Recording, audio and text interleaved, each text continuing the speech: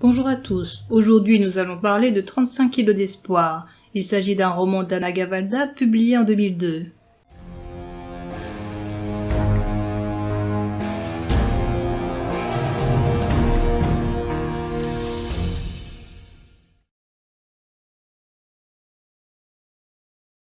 Le narrateur s'appelle Grégoire Dubosc. Il dit détester l'école. Il imagine qu'il a été heureux jusqu'à ses 3 ans, âge à partir duquel il a fréquenté l'école maternelle.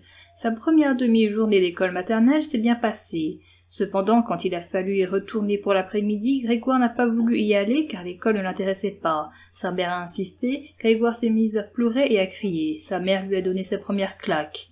Grégoire a maintenant 13 ans, il est en 6e, ce qui signifie qu'il a redoublé 2 fois. Son père et sa mère prennent mal l'échec scolaire de leur fils et lui répètent de travailler. Grégoire a été emmené auprès de plusieurs médecins qui ont dit que Grégoire avait un problème de concentration. D'après lui, s'il ne parvient pas à travailler, c'est car les cours ne l'intéressent pas. La seule maîtresse qu'il a appréciée est celle de la grande section de maternelle qui faisait beaucoup bricoler ses élèves. Grégoire est intéressé par ce qu'il peut fabriquer. Dès qu'il se réveille, Grégoire a mal au cœur. Au fur et à mesure qu'il se rapproche de l'école, sa boule qu'il a au ventre grossit. L'odeur de l'école le rend malade. Cette boule au ventre diminue lorsqu'il revient chez lui, mais réapparaît lorsque ses parents s'intéressent à sa scolarité. Les mauvaises notes sont un prétexte pour les disputes entre les parents. Faire ses devoirs avec ses parents est un supplice pour Grégoire. Il est également mauvais en sport. Il pense que la cause en est sa faible corpulence. Grégoire aime faire rire ses camarades, ce qui lui permet de se faire accepter d'eux. C'est un cri de douleur lors d'un saut sur le cheval d'arçon que la professeure a pris pour une pitrerie qui est la cause de son renvoi du collège. Le soir même, plutôt que de pleurer, il préfère faire du bricolage. Grégoire n'a pas de soutien de la part de ses parents. Seul son grand-père, qu'il nomme Grand Léon, le console. Grand Léon possède un cagibi rempli d'outils que tous deux aiment fréquenter. Le grand-père est bricoleur et contrairement à Grégoire, il a toujours été le premier de sa classe. Il a autrefois travaillé dans le domaine de la construction. Grégoire aime se trouver dans le cagibi et il aime l'odeur qui s'en dégage. Grand Léon a consolé Grégoire quand il a redoublé son CE2. Par contre, lorsque son petit-fils a redoublé sa 6e, Grand Léon l'a mal pris. Il a même refusé de se rendre dans son cagibi en compagnie de son petit-fils. Grand Léon pense que Grégoire est feignant, qu'il ne veut pas prendre sa vie en main, qu'il a choisi la facilité et qu'il ne se donne pas de mal pour être heureux. À la maison, les parents font une crise car aucun collège ne veut de Grégoire pour la rentrée scolaire. Grégoire profite de son temps libre pour réaliser des inventions pour réparer des machines. Puisque l'école est obligatoire jusqu'à 16 ans, Grégoire pense qu'après cet âge, il inventera et fabriquera des choses. Selon son père, Grégoire a besoin d'un minimum d'éducation pour, par exemple, déposer un brevet. La mère cherche toujours un collège pour son fils. Des brochures arrivent à la maison.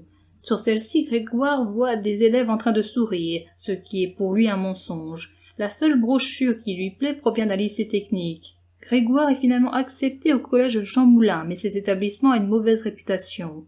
Durant le mois de juillet, Grégoire bricole sur le chantier de M. Martineau, en compagnie de son grand-père. Grégoire est heureux. La santé de Grand Léon se détériore, il se met à tousser et a souvent besoin de s'asseoir. Quand il a terminé le travail, M. Martineau paie Grégoire 200 €. Grégoire passe le mois d'août avec ses parents en Bretagne. Il doit remplir des cahiers de vacances le matin, mais en réalité il passe beaucoup de temps à rêver. Il est soulagé lorsqu'il rentre chez lui. Au mois de septembre, Grégoire rejoint le collège Jean Moulin. Ce collège le rend moins malade. Le collège est tellement rempli d'éléments perturbateurs que Grégoire n'a pas l'impression d'aller à l'école, mais dans une garderie zoo.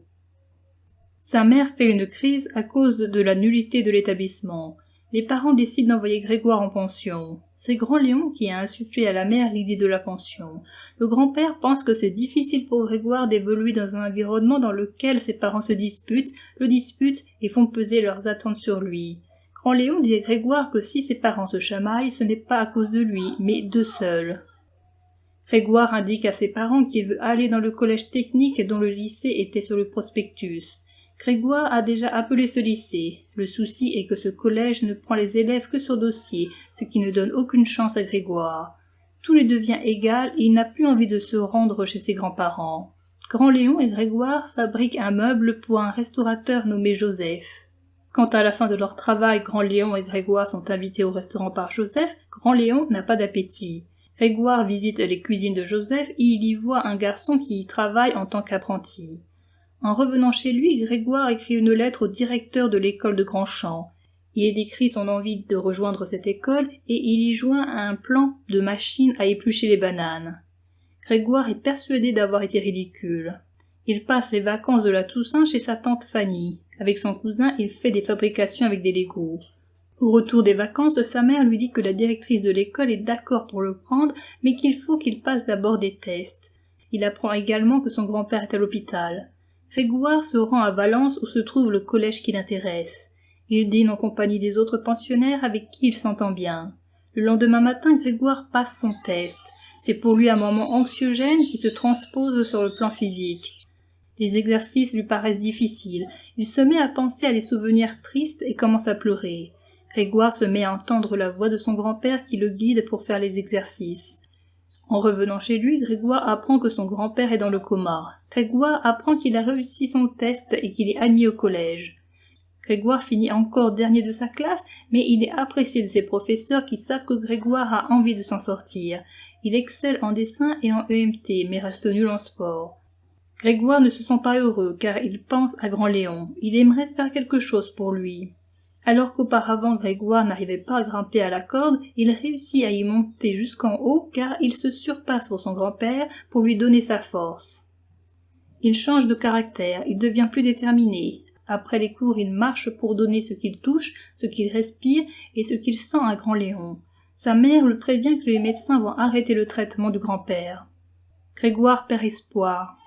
Un soir, Grégoire est réveillé par un autre élève qui lui dit que son grand-père est en bas du bâtiment et qu'il demande à le voir. Quand Grégoire revoit son grand-père, il sourit.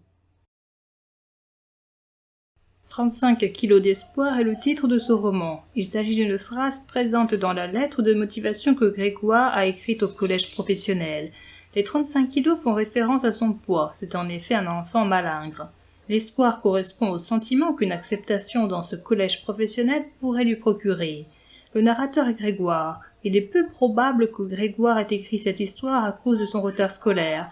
Pour correspondre davantage à l'enfant, le livre aurait dû comporter des fautes, comme cela est le cas dans le roman Des fleurs pour Algernon. Avec ce livre, Grégoire nous confie plutôt ce qu'il pense et non ce qu'il a écrit. Le roman contient 3 phases. Au début, Grégoire a son grand-père, mais il ne suit pas une voie professionnelle. Au milieu, Grégoire est dans son collège professionnel, mais il n'est plus avec son grand-père. À la fin, Grégoire retrouve son grand-père et il suit sa voie professionnelle. C'est à ce moment-là qu'il se transforme en quelqu'un d'épanoui.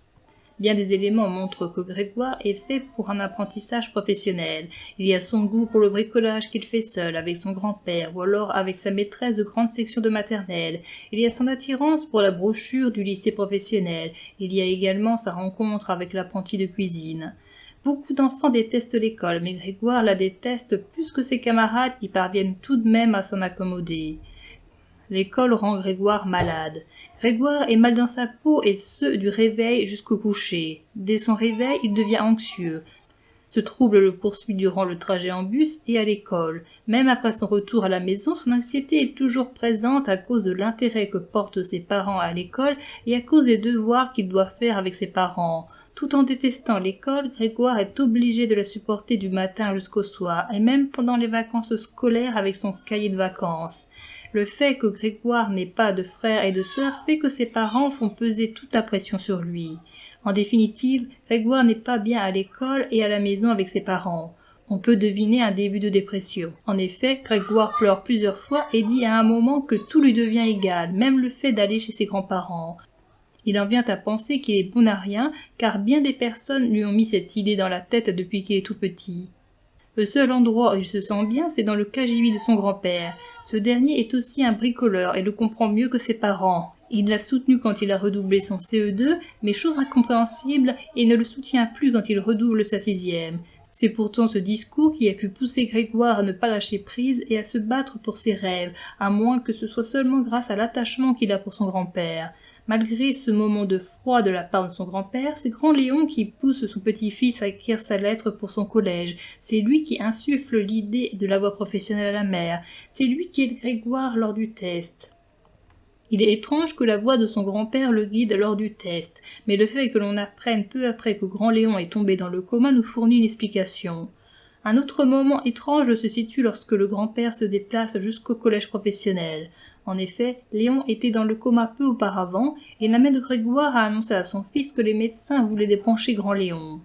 Les passages de la maladie de Grand Léon montrent que l'on écarte Grégoire des décisions concernant son grand-père. Ses parents lui expliquent peu de choses sur l'état de son grand-père et la décision de le débrancher a été prise sans son accord. Grégoire se trouve coincé. L'école est obligatoire jusqu'à 16 ans. Il a besoin d'un minimum d'éducation pour faire ce qu'il a envie de faire. Le collège technique ne l'acceptera que s'il réussit un test et le peu de confiance en lui ferme bien des portes. Grégoire a commencé l'école à l'âge de 3 ans. Il a maintenant 13 ans. Ses années de scolarité peuvent être comparées à 10 ans de bagne. Il lui reste 3 années à purger, ce qui paraît insurmontable à l'enfant. Suite à ses difficultés scolaires, Grégoire a été amené auprès de plusieurs médecins. Ceci démontre qu'il est impensable que Grégoire soit mauvais car le système scolaire n'est pas fait pour lui. Les adultes ont besoin d'une raison médicale pour expliquer l'échec scolaire de Grégoire. Ce dernier sait qu'il est mauvais à l'école car les cours ne l'intéressent pas, mais ses parents ne peuvent pas le comprendre. Ce qui manque le plus à Grégoire est la confiance que certains pourraient mettre en lui. Cela pourrait lui donner de l'élan afin qu'il se concrétise. Grégoire est en décalage par rapport aux attentes de l'école et par rapport aux attentes de ses parents. Elle est également en décalage avec les autres élèves. Les redoublements n'ont servi à rien et l'ont mis dans un groupe d'enfants moins âgés que lui. Il est en 6e et il a 13 ans, alors que ses camarades doivent avoir 11 ans. Dans le premier collège, ses camarades de classe n'ont pas autant de retard que lui. Pour se faire accepter de ses camarades, Grégoire n'a qu'une seule option, celle de les faire rire. Dans le collège Jean Moulin, c'est l'inverse. Ses camarades sont davantage en retard par rapport à lui. Ce n'est que dans le collège professionnel qu'il croise des personnes qui lui ressemblent. Je m'y suis mis le soir même. Je ne m'en foutais pas tant que ça puisque j'ai fait 11 brouillons. Pourtant ma lettre était assez courte. Je vous la recopie. Monsieur le directeur de l'école de Grandchamp, je voudrais être admis dans votre établissement, mais je sais que c'est impossible parce que mon dossier scolaire est trop mauvais. J'ai vu sur la publicité de votre école que vous aviez des ateliers de mécanique, de menuiserie, des salles d'informatique, une serre et tout ça. Je pense qu'il n'y a pas que les notes dans la vie. Je pense qu'il y a aussi la motivation. Je voudrais venir à Grandchamp parce que c'est là que je serai le plus heureux, je pense. Je ne suis pas très gros, je pèse 35 kilos d'espoir. Au revoir, Grégoire Dubosc. PS numéro 1. C'est la première fois que je supplie quelqu'un pour aller à l'école. Je me demande si je ne suis pas malade. PS numéro 2. Je vous envoie des plans d'une machine à éplucher les bananes que j'ai fabriquées quand j'avais 7 ans. Je l'ai relu et je l'ai trouvé bien nunuche, mais je n'avais pas le courage de recommencer une 13e fois.